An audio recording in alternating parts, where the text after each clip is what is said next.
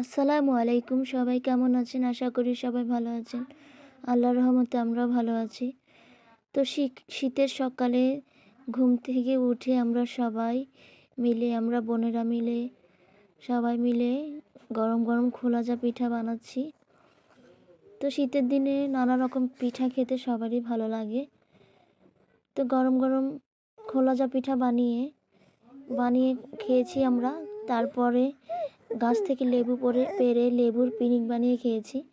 এদিকে বিরিয়ানি রান্না করবে, তার জন্য বিরিয়ানির জন্য গরু মাংসগুলো আগে সুন্দর করে ভালোভাবে সব রকম মশলা দিয়ে কষিয়ে নেওয়া হয়েছে। তো এখন পেঁয়াজগুলো সুন্দর করে ভেজে নিচ্ছে।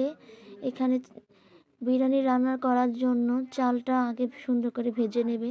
চালটা ভেজে নিলে কি হয়, মানে বিরিয়ানির ফ্লেভারটা অনেক ভালো আসে। চালটা ঝরঝরা হয়ে গেলে যে গরুর মাংসগুলো আগে রান্না করে রেখেছে সেই গরুর মাংসগুলো দিয়ে দিবে। তো এখন পেঁয়াজের সাথে চালগুলো দিয়ে দিয়েছে।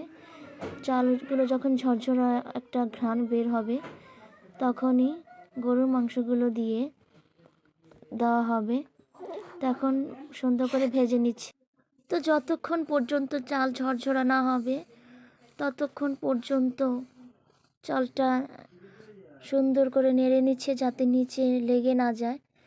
তো সাথে একটু ঘি দিয়েছে যাতে চালের ঘ্রাণটা একটু ভালো আসে। এই যে গরু মাংসগুলো সুন্দর করে রান্না করা হয়ে গেছে, আগেই রান্না করে নিয়েছে।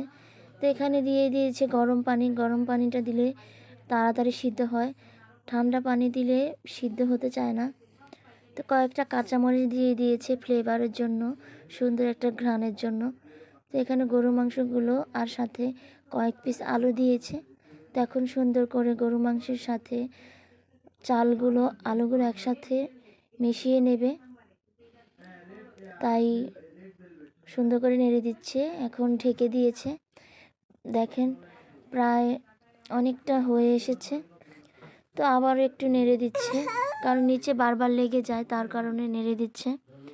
আবার ঢেকে দিয়েছে। দেখেন বিরিয়ানিটা কত সুন্দর হয়েছে, মাশাআল্লাহ। বিশ্বাস করবেন, খেতেও খুবই দারুণ হয়েছে, অনেক মজা হয়েছে।